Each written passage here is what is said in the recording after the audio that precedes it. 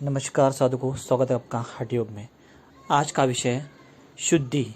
अंतःकरण की शुद्धि और शारीरिक शुद्धि के बिना योग में सिद्धि हासिल नहीं है। तो चलिए देखते हैं।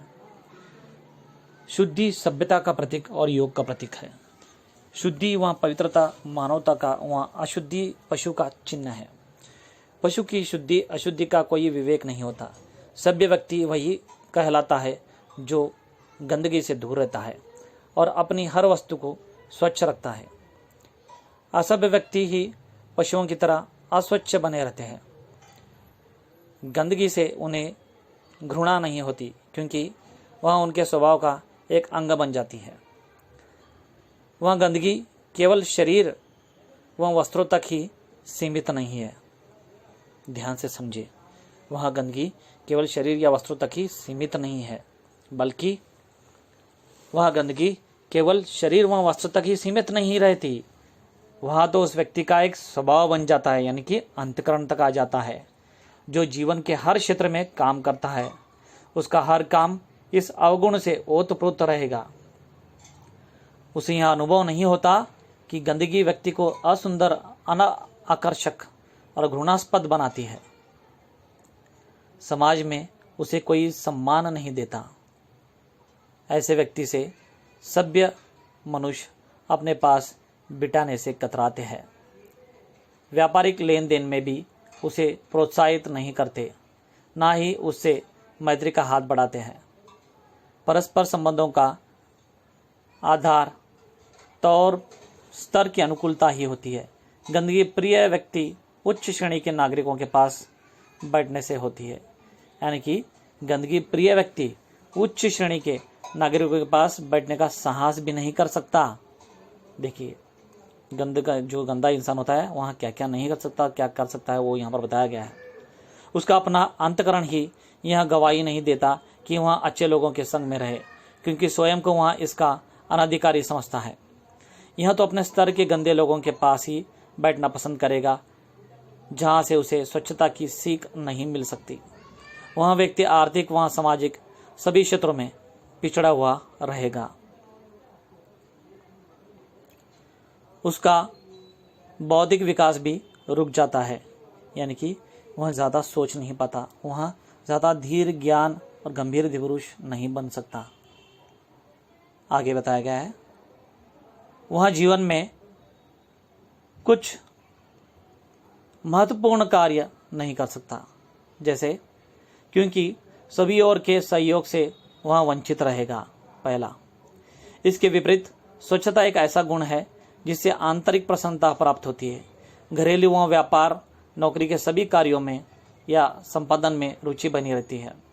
जीवन में एक नव चेतना का संचार होता है, जिससे शरीर व मन दोनों स्वस्थ व स्फूर्तिवान बने रहते हैं।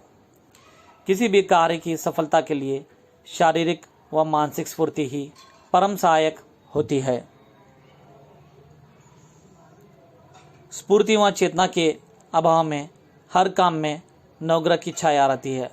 देखिए, यहाँ पर स्फूर्ति नहीं है, यहाँ पर चेतना नहीं है, वहाँ पर नवग्रह की छाया रहती है, यानी कि शनि का या राहु का या केतु की छाया आती है।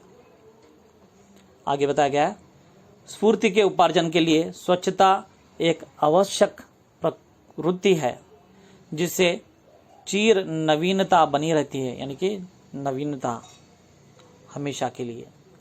उस नवीनता से ही स्फूर्ति व उत्साह बना रहता है। गंदगी से रोग उत्पन्न होते हैं, इसलिए कहा जाता है कि गंदगी स्वयं आधा रोग है। इसी तरह स्वच्छता में निरोगिता का रहस्य निहित है। निरंतर स्वस्थ रहने के लिए आवश्यक है कि हम स्वच्छ रहे। वैज्ञानिक पक्ष इसके लिए क्या कहता है? स्वच्छता का वैज्ञानिक पक्ष भी अत्यंत महत्वपूर्ण है। हमारे शरीर का अन्नमय कोश ठोस, द्रव और गैस से निर्मित होता है। शरीर का निर्माण इस वैज्ञानिक ढंग से संचालित होता है। देखिए, अभी वैज्ञानिक जांच पड़ताल पर बताया जा रहा है शुद्धि क्या है। संचालित होता है कि भीतर से अत्यंत सूक्ष्म अणु निरंतर बाहर निकलते रहते हैं। कहाँ से?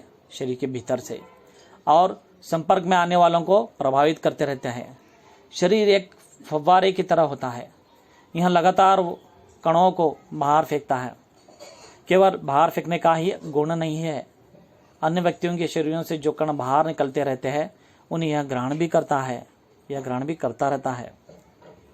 यह आदान प्रदान का चक्र निरंतर चलता रहता है। कोई भी शरीर दूसरे से प्रभावित हुआ बिना नहीं रहता।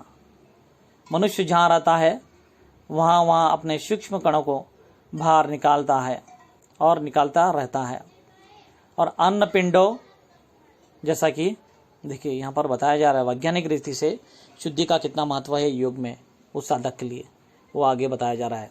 और अन्न पिंडों, पत्थर, वृक्ष पर मनुष्य के शरीरों से निकलते हुए कणों को ग्रहण करता रहता है। स्वस्थ रहने के लिए आवश्यक है कि अन्नमय कोश को स्वच्छ रखा जाए, स्वच्छ वातावरण में रहा जाए और ऐसे व्यक्तियों वस्तुओं से संपर्क रखा जाए जो स्वच्छ हो। यह शारीरिक तथ्य है। प्राणमय कोश में जीव शक्तियां निहित रहती है। यह भौतिक वायुओं से निर्मित होता है। यह भी अपने चारों ओर के वातावरण से प्रभावित करता है और उसके प्रभाव को ग्रहण करता है। इस आदान प्रदान का मध्यम कण नहीं होते, वरन वहाँ कंपन होते हैं जो वायु में लहरों और धाराओं के संपन्न होने के कारण बनते हैं। जिस तरह अन्नमय कोश से सूक्ष्माणु निरंतर बौछार के रूप में बाहर निकलते रहते हैं। देखिए अन्नमय कोश और मनोमय कोश और प्राणमय कोश, यहाँ पर इनके बारे में ज़्यादा विस्तार से बताया गया है। जैसे बाहर निकलते रहते हैं उसी तरह प्राणमय कोश के जीवन लहरों की बौछार पड़ती है। हर पिंड इन्हें निकालता भी है और ग्रहण भी करता है, यानी कि हर पिंड यानी हर शरीर, हर जीवधारी। अन्नमय कोश के सूक्ष्म अणु और प्राणमय कोश की जीवन लहरें दूसरे व्यक्तियों को प्रभावित करती रहती है। अतः इन्हें शुद्ध रखना और शुद्ध व्यक्तियों के संपर्क में रहना अभिष्ट है, ताकि स्वस्थ अणुओं और लहरों को ही वह ग्रहण करे।